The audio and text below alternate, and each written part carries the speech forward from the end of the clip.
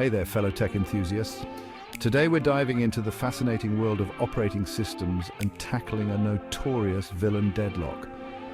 Imagine this, you're waiting for a text back, but your phone's frozen because an app is holding onto the messaging service. Frustrating, right? That's Deadlock in a nutshell.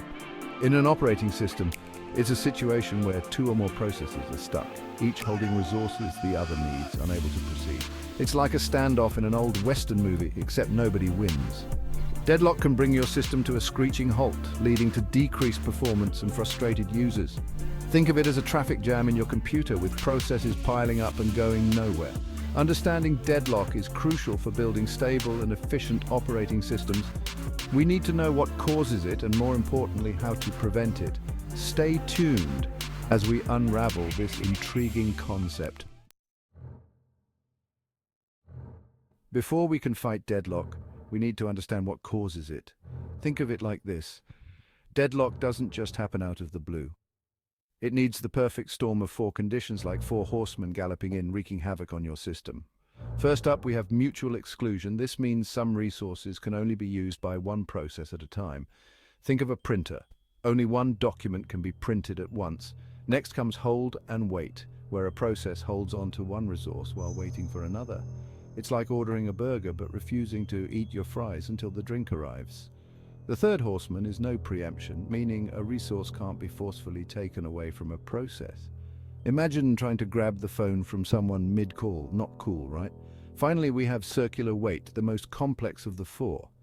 This is where multiple processes are stuck in a loop, each waiting for a resource held by the one behind it. Picture a group of friends, each waiting for the person next to them to pass the ketchup at dinner. All four conditions must exist for deadlock to occur. If we can eliminate even one, we can prevent deadlock and keep our systems running smoothly. Now that we know what causes deadlock, let's talk about how to stop it from happening in the first place. The key is to break the deadlock cycle by addressing those pesky four conditions. We can't always eliminate all of them entirely, but we can definitely make it harder for them to team up against us. One strategy is to enforce a strict ordering of resources. This means processes have to request resources in a specific order, preventing circular wait. Think of it like a one-way street for resource requests. Another approach is to make processes request all their resources at once. This way, no process is stuck holding on to something while waiting for something else. It's like ordering your burger, fries and drink all at the same time. We can also try to eliminate the hold and wait condition by making processes release their resources if they can't get all the ones they need. It's like saying, if I can't have it all, I don't want any of it. These are just a few strategies for preventing deadlock. By understanding the four conditions and applying the right preventative measures, we can keep our systems humming along happily. Preventing deadlock isn't always a walk in the park. Sometimes we need more sophisticated techniques to outsmart those pesky four conditions. One such technique is using resource allocation graphs.